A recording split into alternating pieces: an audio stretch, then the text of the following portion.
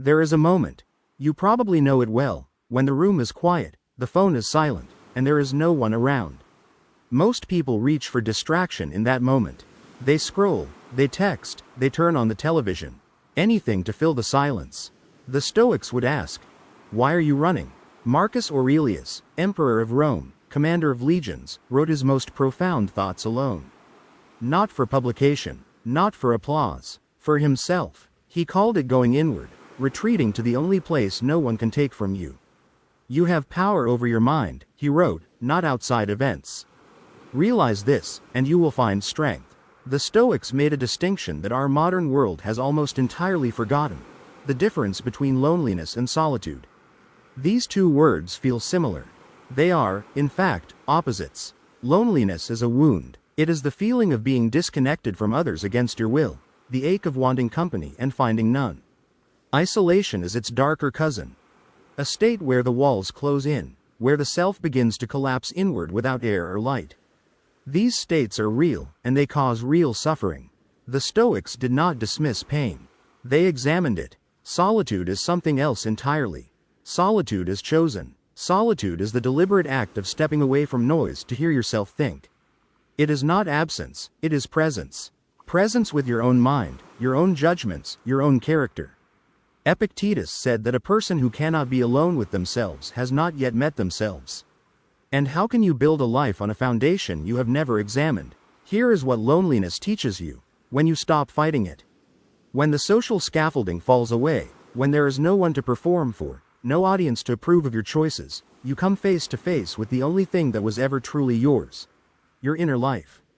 Your values, your reactions. The Stoics called this the hegemonikon, the ruling faculty, the command center of the self. Most people never visit it. They are too busy being seen. Seneca wrote to his friend Lucilius, "Retire into yourself as much as you can."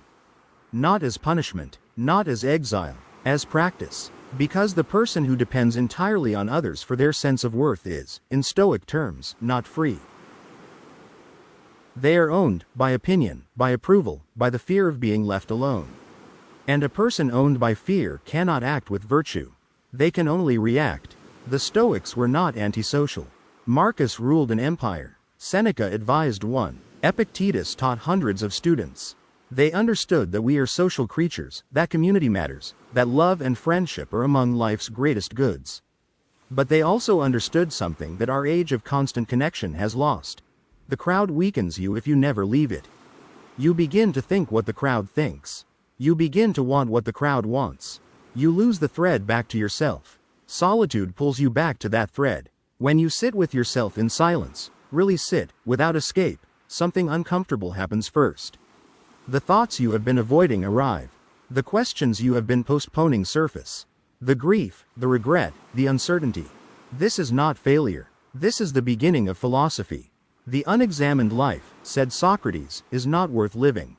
Solitude is where examination happens. And then, if you stay, if you resist the urge to flee into noise, something shifts. Clarity comes. Not answers, necessarily, but clarity about what actually matters.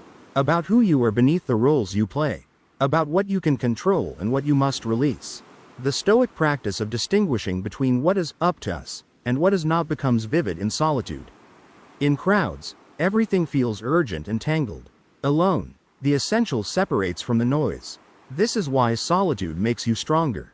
Not because suffering builds character, though it can, but because self-knowledge is the only real foundation for action. A person who knows themselves is not easily manipulated. They are not destroyed by rejection, because their worth does not live in other people's hands. They are not paralyzed by uncertainty, because they have sat with uncertainty before and found they could bear it. Marcus Aurelius sat alone in a tent on the front lines of war and wrote, "The impediment to action advances action. What stands in the way becomes the way."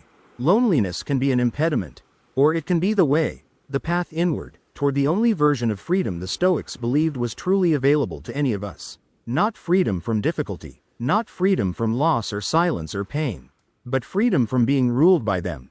The person who has learned to be alone with themselves, who has made peace with silence, who has found that solitude is not emptiness but depth, that person cannot be easily broken, because they carry their home inside them, and wherever they go, They are never truly alone.